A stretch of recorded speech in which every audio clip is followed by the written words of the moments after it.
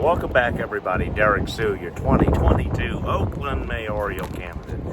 One of the things about being homeless out here, unfortunately, there's a lot of illegal dumping that goes on, and then people throw a lot of glass all over the place. And if you have pets, like myself, one of the biggest issues when you're out walking them is that their pads get cut by a lot of this glass.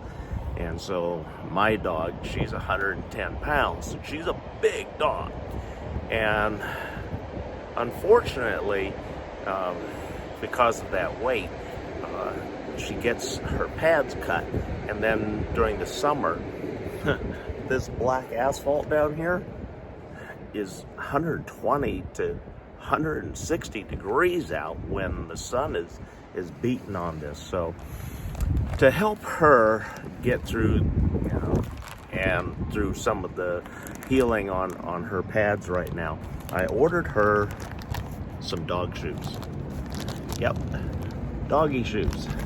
So they just came. And this wasn't the biggest size. The biggest size was a number 8. This is a number 7. They say that it will work on large dogs, German Shepherds, big dogs like that. So anyway, here's one of the pads. I mean, one of the shoes has non-slip tread on the bottom, and so has Velcro to attach. So like a zip tie for kids, just that this is for dogs. So I haven't had these on any of my recent dogs. In fact, last time that I actually used something similar to this was decades ago, and these are really much better than what I remember back then. This actually has the non-slip and ways to keep it attached to the dog's ankles much better. So I'm going to put this on her and let her get used to these, and hopefully this will resolve some of the issues of her pads being burned through the summer months here on the asphalt.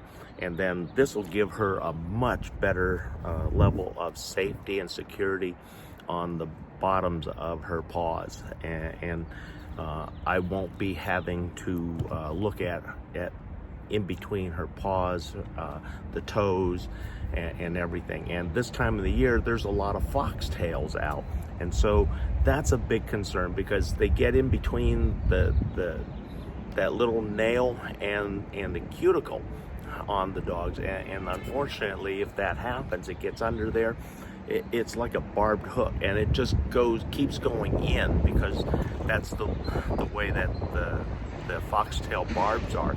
They're like on a hook, and so they just keep going in, and until you take the animal in to have it surgically removed, it can get quite expensive and extremely painful for the animal. I've done that with practically every dog that I've had in my lifetime. So I know the expense, I know the agony that the animal endures, and it's worse if it gets up in their nose and it goes through their nasal tract.